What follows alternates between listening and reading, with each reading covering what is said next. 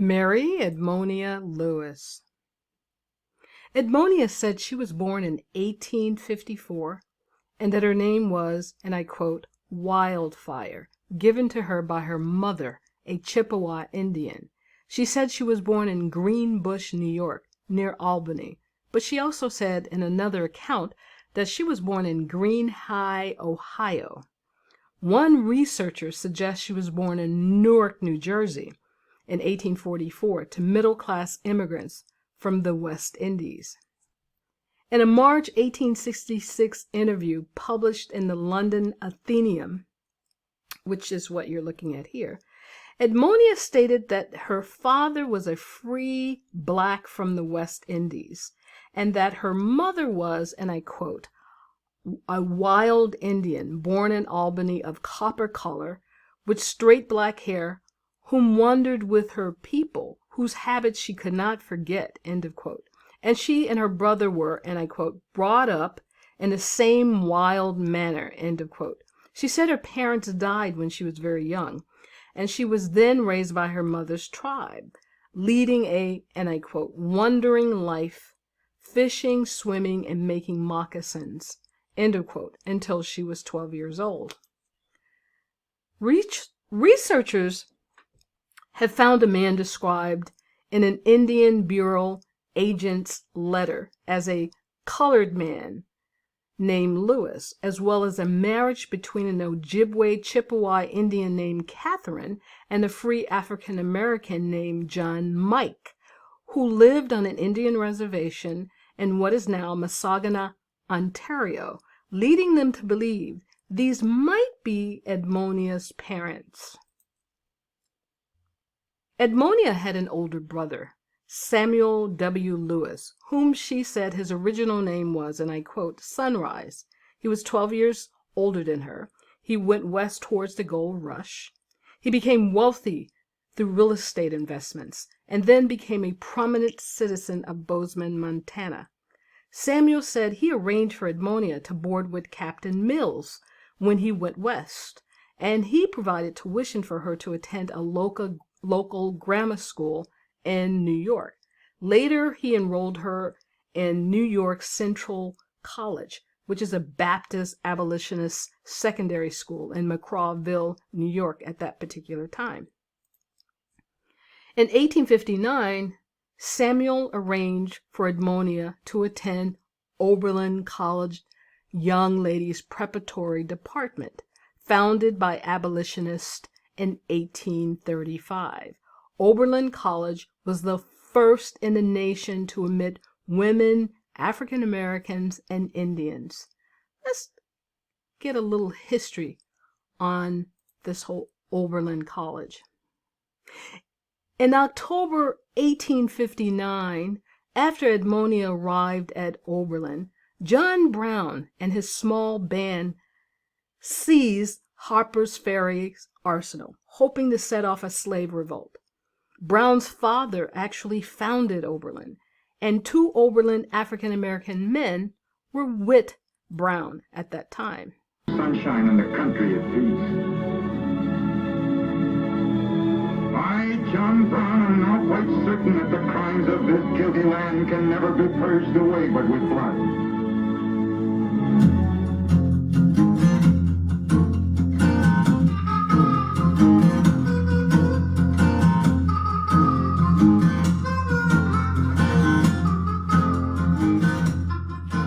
May 9th, 1800, John Brown was born in Torrington, Connecticut. His parents, Owen and Ruth Brown, were deeply religious and passionately anti-slavery. The Brown family moved to Ohio when John was 5. His mother died when he was 8. John was raised by his father as a Calvinist and to believe that slavery was a sin against God.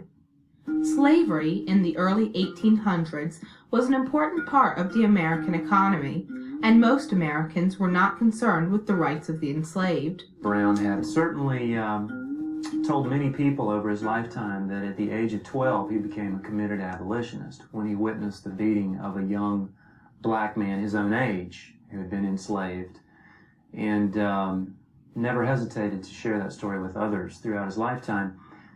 When he was 37, he stood up in a church full of people and raised his right hand and said, "Here before God and these witnesses, I consecrate my life to the destruction of slavery."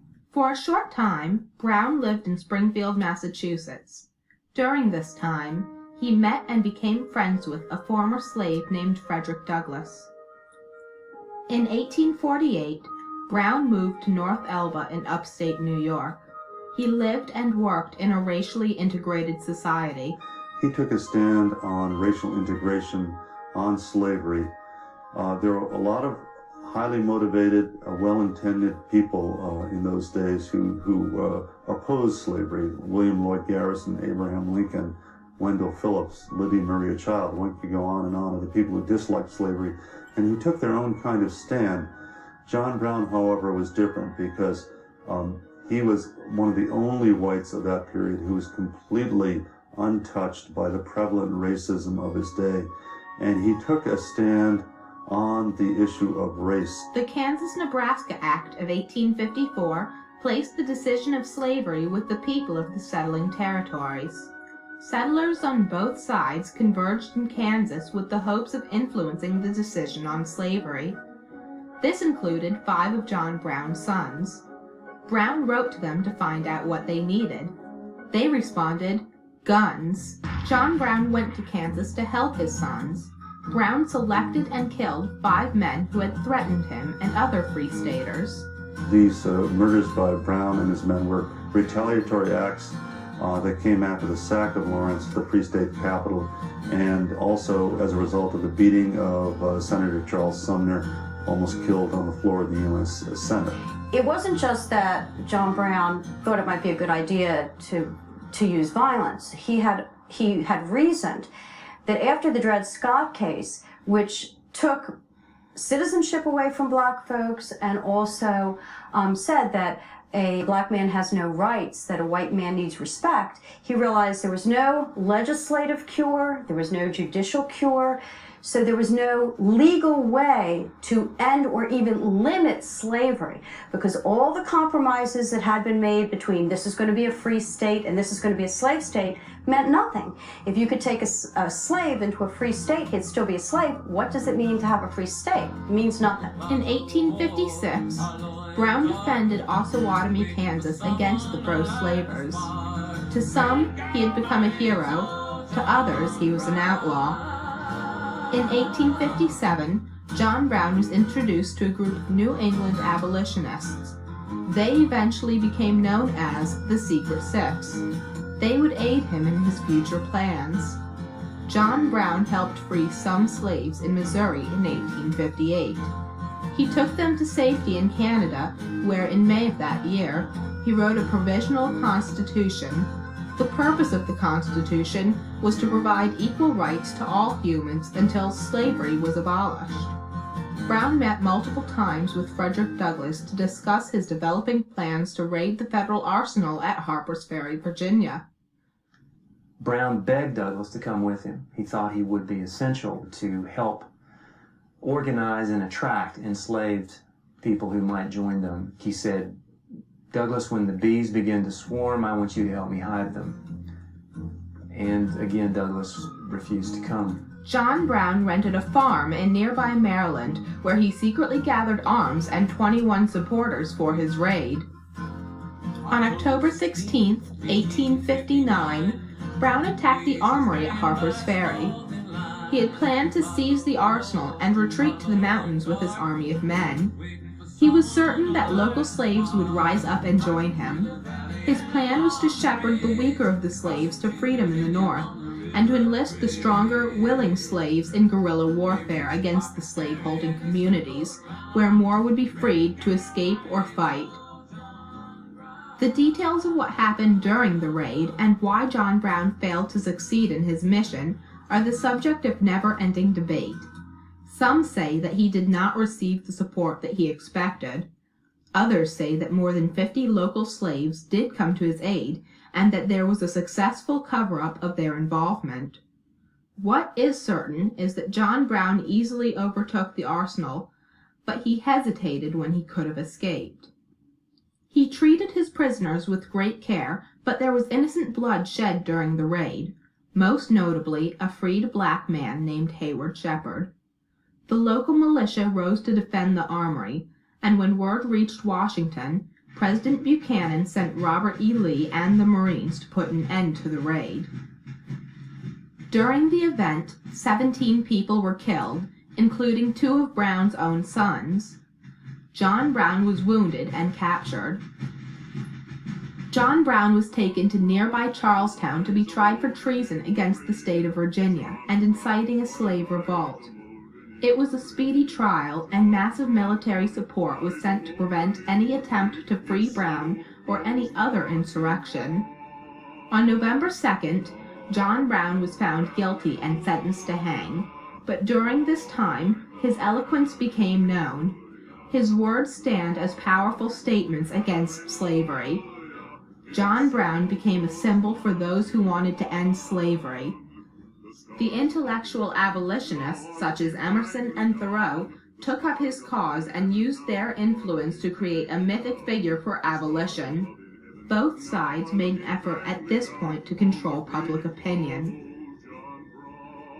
The South saw Brown as a symbol for everything they feared and hated about the North, and what they saw as an effort to end their way of life. John Brown was called a crazy, fanatic failure. John Brown had touched a raw nerve in the South. The facts of John Brown's history are corrupted by bias.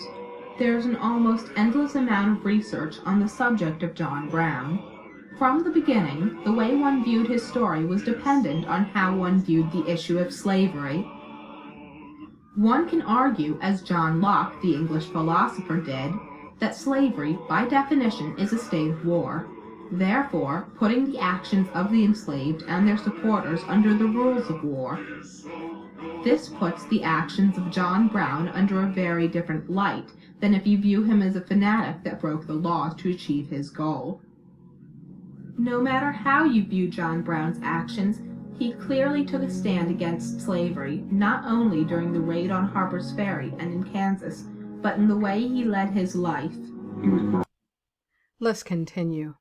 While at Oberlin College in January 1862, Edmonia was accused of and put on trial for poisoning 2 white female students, who also boarded at John Keep's home, a retired theologian and Oberlin trustee. This is an image of John Keep.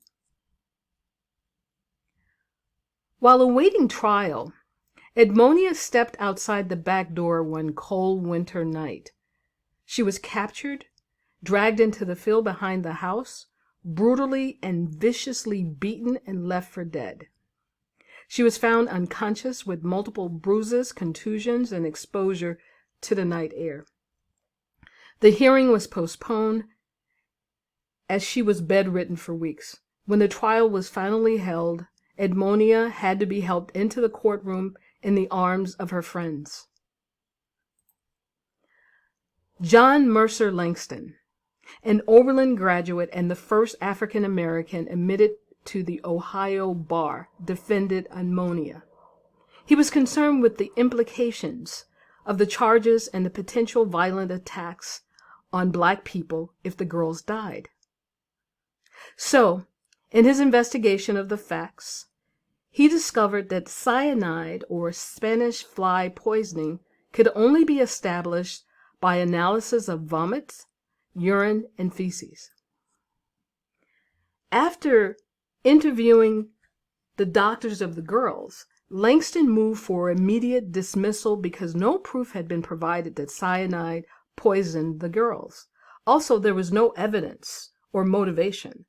So Edmonia was acquitted and carried from the courtroom on the arms of her friends, primarily white, and resumed her studies. John Mercer Langston became the first African American from Virginia to win election to Congress, the founder of Howard Law in Washington, D.C. Later, he became the university's president, and afterwards, the United States minister to Haiti. I want to give a little bit of detail about the case. These girls also stayed at Keep's a house along with Edmonia, and apparently one day, this was before school started, those girls had some drinks or some tea with Edmonia, and then they went on a hayride with their boyfriend. At that particular time, it was really necessary for young people, especially women, to have a chaperone. And so the thought pattern here is that perhaps these young women went on this hayride without chaperones. And also, if you know anything about Spanish fly, you know that it's supposedly an aphrodisiac. So the question would be, why would Edmonia give them an aphrodisiac? It's more likely that they got the aphrodisiac from their young men, and because they were there on that hayride with them by themselves, something else happened, and Edmonia Lewis was simply used as the scapegoat for that particular case. At least that's what some historians have surmised. Edmonia's only surviving sign drawing is of this engraving of a Roman sculpture of the Greek muse Urania, the mother of Lennox, the inventor of music. This drawing was made for an Oberlin classmate and a dear friend who was marrying a former student on leave from the Union Army. Generations of the Cross family have passed down this drawing. Ironically enough, it's now in the Oberlin archives. In early 1863, Edmonia was accused of stealing brushes, paints, and a picture frame. One account says Oberlin denied her final term in graduation and that she met the famous abolitionist Frederick Douglass, who advised her to head east. Other accounts said she decided to leave to pursue sculpting. Nonetheless, she left Oberlin without completing her degree. With her brother's financial help, Edmonia moved to Boston to study with the neoclassical sculptor Edward A. Brackett. Also, John Keep gave her a letter of introduction to the abolitionist leader William Lloyd Garrison. Through Garrison, she met many wealthy and influential Boston abolitionists, including Lydia Marie Childs, who befriended her. Edmonia became impatient with the apprenticeship with Brackett. She was eager to start sculpting independently. So her brother rented her a studio space, and she had a sign for the door that read, and I quote, "Edmonia Lewis, artist," end of quote. She created a medallion of abolitionist martyr John Brown, which she had some commercial success among abolitionists. Then, in 1864, she sculpted her first bust of a white Bostonian, Robert Gull Shaw, who died while leading an all-black regiment in the Battle of Fort Wagner during the Civil War. It is a traditional 19th century commemorative bust and the first commercial success for Lewis. In 1864, the National Anti-Slavery Standard published Anna Quincy Waters' poem entitled, and I quote, "Edmonia Lewis." The poem praised the sculptor's bust of the late Shaw and remarked how appropriate it was that a talented African American should have made such a tribute, especially considering Shaw's leadership of a black regiment in the Civil War, as seen in the film Glory. Combined with the article Lydia wrote in The Liberator and the exhibition at the Soldiers' Relief Fair that year, Edmonia was able to sell 100 plaster copies of Robert Shaw's bust. With the income from the sculpture and her brother's help, Edmonia prepared to study and work in Italy. But before she left, she went to Richmond, Virginia, to help newly freed slaves. The Civil War had ended in April of that year. Boston abolitionist patrons supplied Lewis with several commissions, such as this small bust of the poet Anna Quincy Waterston. An inscription on the back suggests the sculptors personally dedicated the sculpture to the sitter, perhaps out of gratitude for Waterston's poem entitled Edmonia Lewis. In 1867, Edmonia went to Rome, the international center for writers, poets, and artists.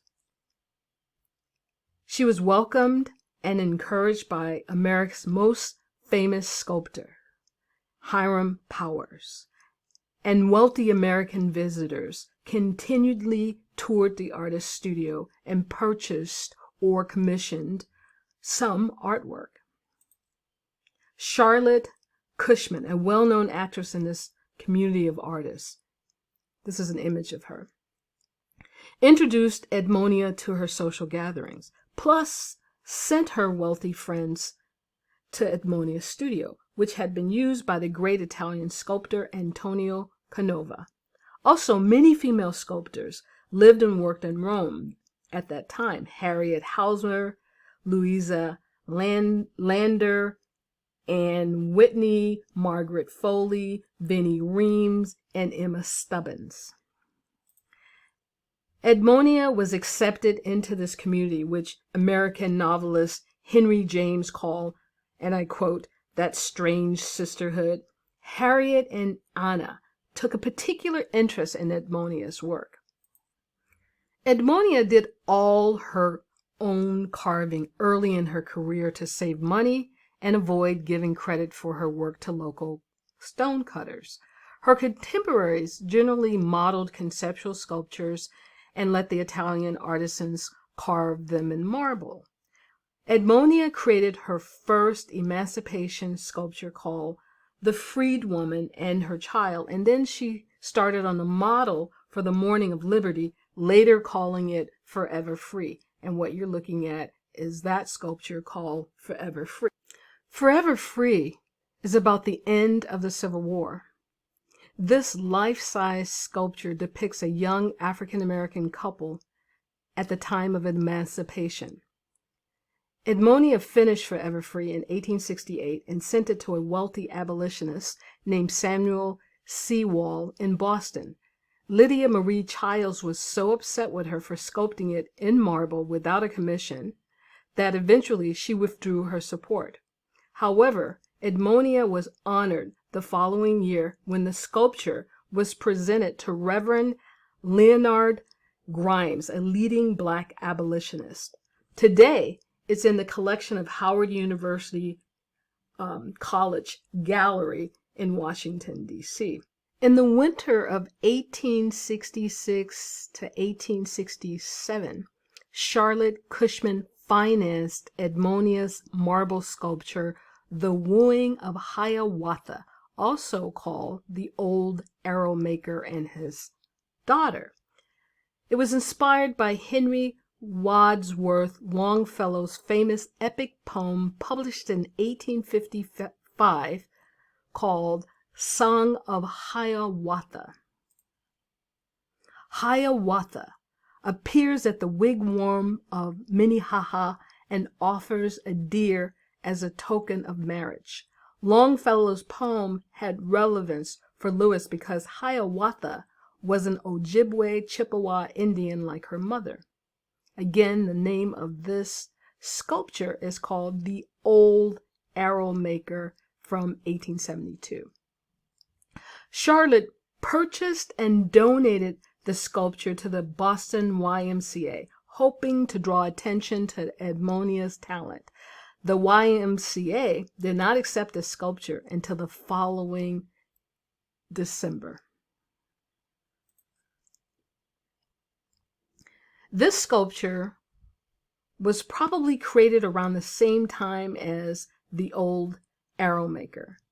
This is called The Marriage of Hiawatha. Again, this sculpture is based on the 1855 poem by Henry Wadsworth Longfellow, The Song of Hiawatha. This fictional tale draws from Native American legends and tells the story of Hiawatha, an Indian Ojibwe warrior. He falls in love with Minnehaha, a woman from a rival tribe of the Dakotas. Minnehaha. This is a image of Minnehaha. Edmonia created individual busts of Hiawatha and Minnehaha.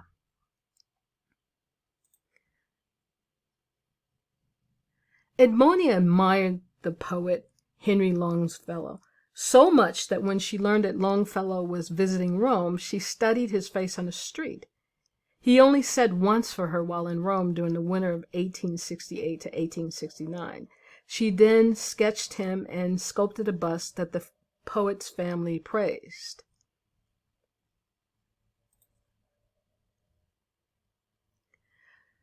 Shortly after converting to Catholicism in 1868, Edmonia sculpted Hagar in the wilderness. Hagar is a metaphor for all African American female slaves and their sustenance through faith, abused by their masters. Other artists also depicted Hagar, Sarah's Egyptian servant, who bore Abraham's son Ishmael. In the Torah, the Quran, and the Bible, she is a symbol of slavery. Hagar is based on the Old Testament. She is Abraham's maidservant who was cast out into the desert. Edmonia describes her at the moment when the angel Gabriel brought forth the water spring, relieving Hagar's despair. Lewis later stated that Hagar symbolized, and I quote, all women who have struggled and suffered. Edmonia did not have a buyer for Hagar, so back in the U.S., Edmonia rented an exhibition room in Chicago's Farewell Hall with the help of a local businessman.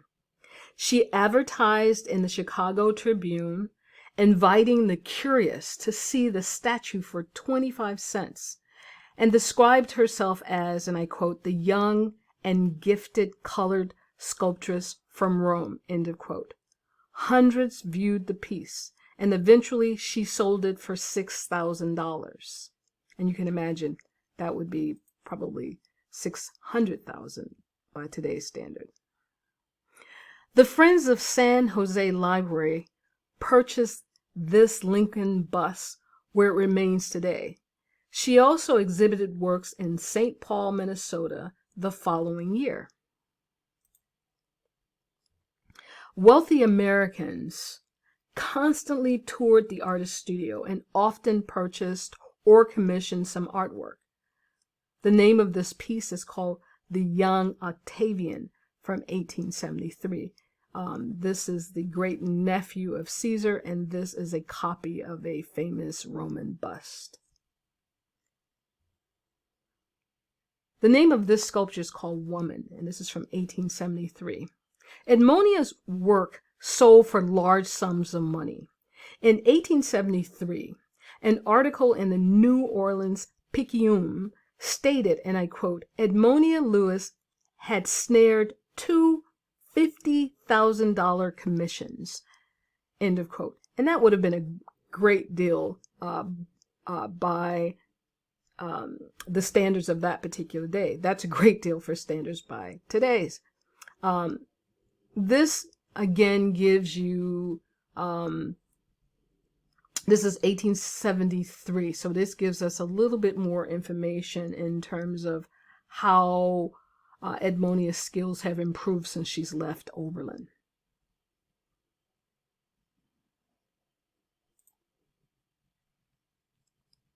In 1871, Edmonia met the acclaimed physician Dr. Harriet Kaiser Hunt. She was the first female physician in Boston and a pioneer in winning the rights for women to study medicine. She admired Lewis's struggle to become an artist. Seriously ill with kidney disease, Dr. Harriet Kaiser commissioned a life-size statue of Hygiena associated with health, hygiene, and the moon for her future gravesite at Mount Auburn Cemetery in Cambridge, Massachusetts. Hunt died in 1875. Unfortunately, air pollution and acid rain have badly eroded the facial features and relief panel on the base of her grave marker. This is a young man finding this particular sculptural memorial that Edmonia had created. For many years, it was lost. There was speculation that it had been destroyed, and it was this young man who found this particular sculpture.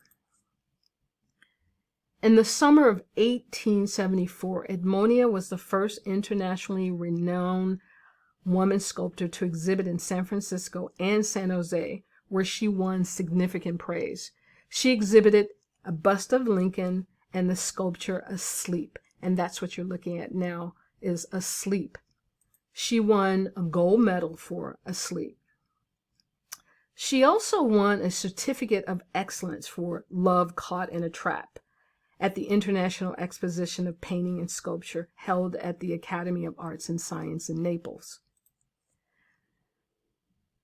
This small sculpture depicts Cupid caught in a trap while picking a rose.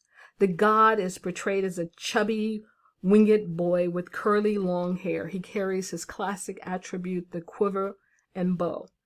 His wrist was still inserted in the bow. The title is both ironic and symbolic.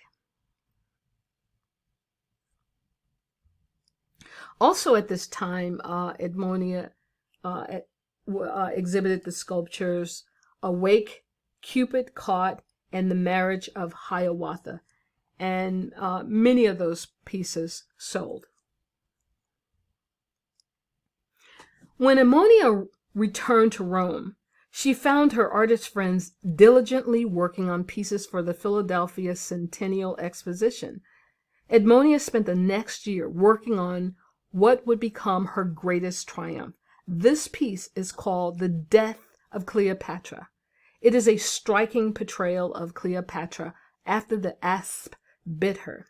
Edmonia received acclaim and controversy for an intimate look at Cleopatra, atypical of how she's often portrayed as beautiful and strong. Death of Cleopatra is a 2-ton sculpture that was presented at the Philadelphia Centennial Exposition and later in Chicago. The Death of Cleopatra was unveiled at the Philadelphia Exposition in 1876, but did not sell like her other pieces. She also exhibited the old arrow maker and his daughter, and a portrait of John Brown, James Sumner, and Longfellow. She later shipped and exhibited this sculpture at the Chicago International Exposition in 1878. Many people went to see it, but it still did not sell, so she put it in storage because she couldn't afford to ship it back to Rome. Over the years, this enormous piece was lost. Curator George Kearney thinks that the storage company sold it. In 1892, the sculpture turned up in a Chicago saloon on Clark Street. Outside of Chicago, the racetrack owner in Forest Park bought it as a monument for his favorite horse. Yeah, you know, Cleopatra, and placed it on her grave. The racetrack closed, it became a golf course, and eventually in World War II, it became an ammunition factory. In 1972, the ammunition factory became a bulk U.S. mail facility. Then the sculpture was moved to a Cicero, Illinois salvage yard where it was exposed to the elements. In 1988, a fire inspector found it and got his son's Boy Scout troop to restore it with cleaning solutions and paint. Meanwhile, the statue continued to deteriorate due to weather and careless handling. Alerted by a newspaper article, the Historical Society of Forest Park, Illinois, claimed the sculpture and put out inquiries that caught the attention of Lewis's biographer, Marilyn Richardson. So, in 1995, the sculpture was finally restored to its glory by the Smithsonian National Museum of American Art in Washington, D.C., where it can be found today. During the 19th century, tourists visiting Italy on the Grand Tour frequently commissioned sculptors to make copies of well-known sculptures for public collection. such as the piece that you see here. This is a copy of Michelangelo's David, and Edmonia made this in 1875. For many young artists, these minor commissions brought much needed income while providing an academic exercise to improve their skills. And you saw it with her other bust, or her bust called Caesar. Now this is Michelangelo's Moses, so you can see a little difference, of course. In the next few years, Edmonia created medallion portraits of Franz Liszt, Ralph Waldo Emerson, Wendell Phillips, and a bust of Abraham Lincoln and Horace Greeley. Also, she was commissioned to create a life-size statue of John Brown, which she donated to the Union League Club of New York City. Edmonia went on to create the Veiled Bride of Spring, which she exhibited in New York and Cincinnati. It was in the collection of Paris Bourbon County Public Library. In October 2007, it was auctioned off at the Cowan Auction House in Cincinnati, Ohio. You're looking at the Veiled Bride of Spring from 1879. At this point, I want to talk a little bit about the style, because I haven't talked about the style. I just simply introduced you her various sculptures. But the type of style in which she is inspired and she is somewhat making her sculptures in is called neoclassicalism. And the reason I say somewhat is that neoclassicalism was prevalent during this particular time. It was the modern style of the 1800s, actually starting in 1876. Actually, 1776 is when this neoclassical started. So actually, it was a little later. It's much more traditional. And neo means new. Classical is looking back at the Renaissance as well as the Greeks and Romans. So she's inspired by those types of sculpture, like Leonardo da Vinci from the Renaissance. Let's continue.